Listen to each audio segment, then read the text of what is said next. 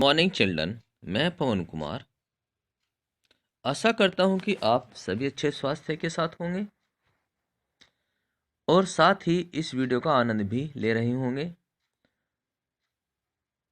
तो अगर आपने अभी तक हमारे चैनल को सब्सक्राइब नहीं किया है तो आप चैनल को सब्सक्राइब करें, साथ ही बेल आइकन को दबाना ना भूलें।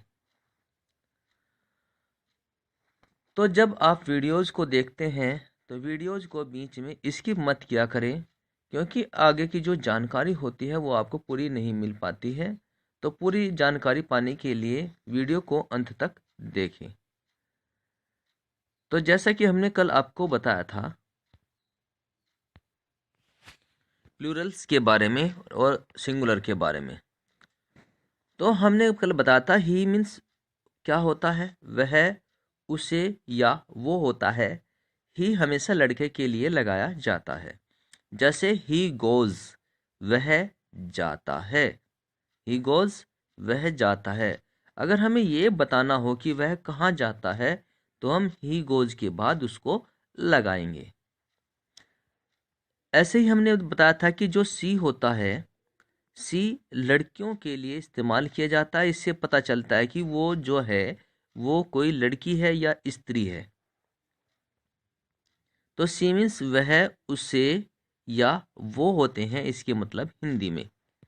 इट के मतलब होते हैं यह, इसे और इसको। क्या होता है? यह, इसे और इसको। नेक्स्ट है हमारा वी, WEV। वी का इस्तेमाल हम जब करते हैं जब हम संख्या में एक से ज़्यादा होते हैं। जैसे मैंने यहाँ पर आपको कुछ राउंड्स बना के दिखाए, सर्किल बना बना के दिखाए हैं। तो इस सर्किल में देख सकते हैं कि ये एक से ज़्यादा सर्किल हैं। तो अगर ऐसे ही ग्रुप में लोग होते हैं या चीज़ें होती है तो उनके लिए हम क्या करते हैं, वी का इस्तेमाल करते हैं। इसका मतलब होता है हम, हमें या हमको। उसके बाद है नेक्स्ट हमारा दे, THEY, दे का मतलब होता है उन्हें या उनको। इसका इस्तेमाल हम दे का तब करते हैं जब बहुत सी चीज़ें हमसे दूर होती है। जैसे कि आप एक जगह पर खड़े हो, मैदान से बाहर खड़े हो और मैदान में कुछ लड़के खेल रहे हो, तो आप कह सकते हो कि वे लड़के खेल रहे हैं। तो क्या है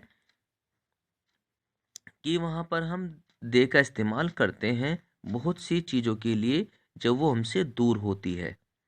नेक्स्ट है हमारा यू। यू मीन्स होता है तुम्हें, तुम, आपकी या आपको,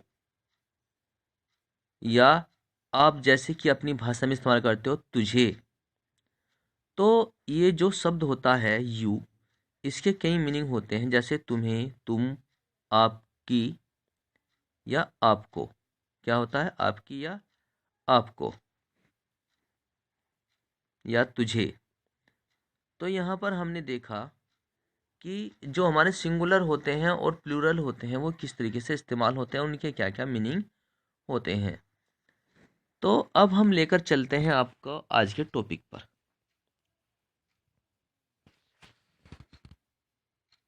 तो आज हम जो बात कर रहे हैं वो कर रहे हैं प्रोनाउंस के बारे में। अब प्रोनाउंस होते क्या हैं, सबसे पहले तो हम ये जानेंगे।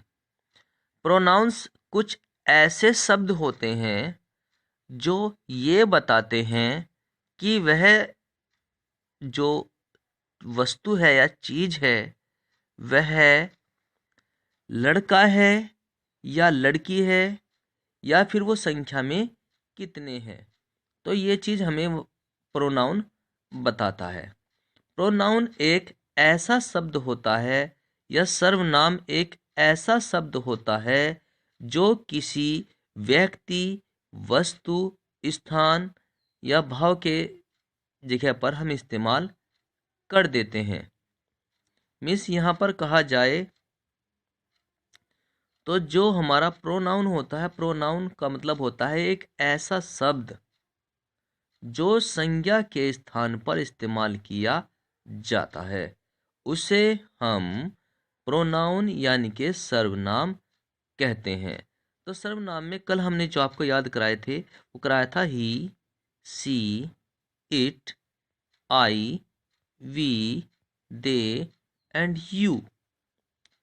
तो आई मीन्स यहाँ पर देखिएगा, आई मीन्स होता है मे, I means may, I means मे या मुझे। तो यहाँ पर नेक्स्ट अब हम बात करेंगे, कल हमने एक ग्रुप को याद किया था। ये वो वाला ग्रुप होता है जब हम कोई वाक्य बोलते हैं अंग्रेजी में, या अंग्रेजी में कोई हम वाक्य बोलते हैं, तो उसके जो शुरू में आने वाले शब्द होते हैं यानी कि प्रोनाउन होते हैं, वो हमने पहले आपको याद करा दिए हैं। अब हम बात करेंगे ऐसे प्रोनाउन जो कि हमारे वाक्य के बीच में इस्तेमाल किए जाते हैं। जैसे पहले ही हमने लिया है हिज, HIS, हिज।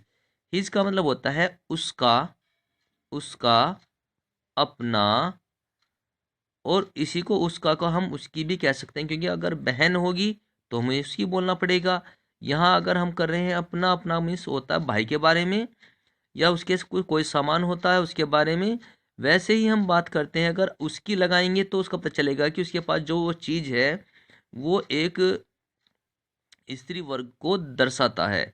वैसे ही अपनी बात अगर हम कहते हैं अपनी, तो अपनी के लिए भी पता चलता है कि वह स्त्री वर्ग को दर्शाता है। जैसे कि हमने कहा उसकी कॉपी, तो अगर हमें उसकी कॉपी लगाना पड़ेगा तो हम करेंगे हिज नोटबुक। क्या लगाएंगे? His notebook. तो उससे पता चल गया कि वो कॉपी की बात कर रहा है, तो जो कि हमारा फेमिनिन जेंडर होता है। चलिए अब नेक्स्ट देखते हैं। हर, लड़की के लिए हमने जो बीच में इस्तेमाल होने वाला शब्द होता है वाक्य की, वो है हर। हर का मतलब होता है उसकी, उसका, उसकी, उसका, अपना, अपनी। ठीक है। तो नेक्स्ट है हमारा इट्स। इट्स का अर्थ होता है इसके, इसकी, अपने, अपनी। जैसे ये आप जानवरों के लिए इस्तेमाल कर सकते हैं। जैसे हम गाय की बात करते हैं कि जैसे कि इसकी पूंछ कैसी है, या इसके बच्चे कैसे हैं, तो यहाँ पर हम इट्स का इस्तेमाल करते हैं। तो उसके बाद है माई। माई का मतलब होता है मेरा, और माइन का मतलब भी होता है मेरा। जो माइन होता है आम तौर पर वो पूरे वाक्य के अंत में इस्तेमाल किया जाता है। जैसे आपसे किसी ने पूछा कि ये पेन किसका है, तो आप बोल सकते हैं इट्स माइन। क्या बोल सकते हैं? It's mine. इसका मतलब होता है यह मेरा है। क्या है? यह मेरा है।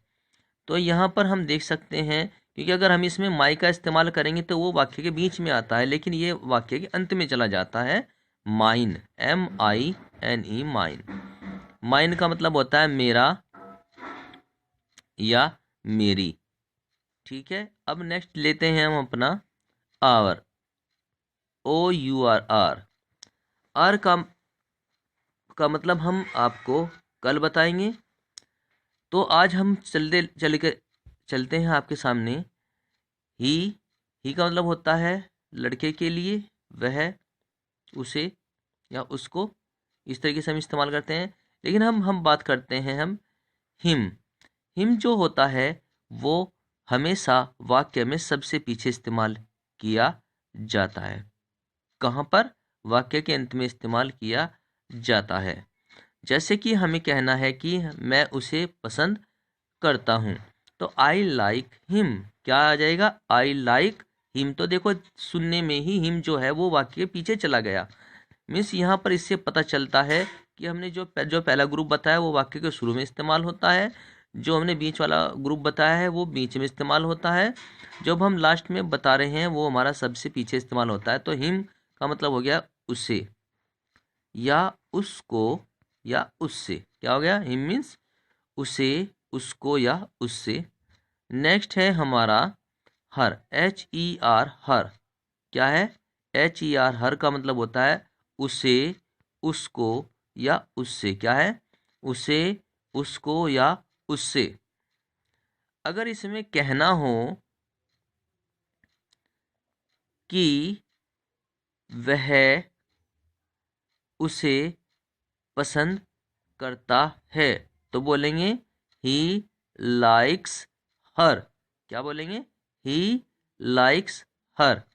नेक्स्ट है हमारा इट, इट का मतलब होता है इसे, इसको या इससे, क्या होता है, इसे, इसको या इससे। तो नेक्स्ट है हमारा आई के लिए मी, मीमिस होता है मुझे, मुझको या मुझसे। मीमिस होता है मुझे, मुझको या मुझसे।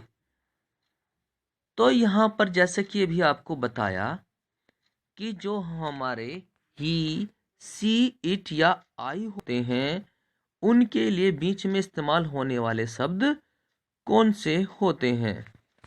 तो चलिए अब आगे देखते हैं। तो जैसे कि हमने अभी बताया है कि जो हमारा ये वाला ग्रुप होता है, यहाँ से यहाँ तक का, नीचे तक का, ये वाला ग्रुप होता है वाक्य की शुरुआत वाला। अब ये जो सेकंड ग्रुप की बात हम कर रहे हैं, ये वाक्य के बीच में इस्तेमाल होने वाला होता है।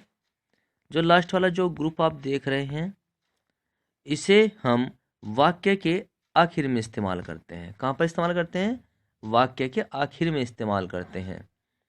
जैसे हम अभी आपको कुछ सेंटेंसेस बताएंगे, वाक्य बताएंगे, चलिए उन वाक्यों को देखते हैं। तो यहाँ पर हमने लिखा है, इन्हें कहते हैं सब्जेक्ट। वाक्य की शुरुआत में जो शब्द इस्तेमाल किया जाता है उसे कहते हैं हम सब्जेक्ट। सब्जेक्ट का मतलब क्या होता है, एक ऐसी कोई भी चीज़ जिसके बारे में हम बात करते हैं उसे हम सब्जेक्ट कहते हैं। और हिंदी में कहा जाता है उद्देश्य। उद्देश्य किसे कहते हैं, उद्देश्य एक ऐसा शब्द होता है जिसके विषय में कोई बात की जाती है। और विधेय क्या होता है, उस उद्देश्य के बारे में जो कुछ कहा जाए उसे हम विधेय कहते हैं। तो वाक्य के दो भाग होते हैं, पहला होता है उद्देश्य और दूसरा होता है विधेय। उद्देश्य को इंग्लिश में सब्जेक्ट कहते हैं। तो वैसे ही आगे हमने लिया है प्रोनाउन। प्रोनाउन को हिंदी में सर्वनाम कहा जाता है। तो सर्वनाम ऐसे शब्द होते हैं जो संज्ञा के स्थान पर इस्तेमाल किए जाते हैं। जैसे कि अभी हमने आपको पढ़ाया था कि उसके 3 ग्रुप होते हैं। पहला ग्रुप जो शुरू में इस्तेमाल होता है, दूसरा ग्रुप जो बीच में वाक्य के इस्तेमाल होता है, और तीसरा ग्रुप वो होता है जो वाक्य के अंत में इस्तेमाल किया जाता है। तो चलिए अब हम एक वाक्य बनाते हैं उसी के आधार पर, ठीक है। तो चलिए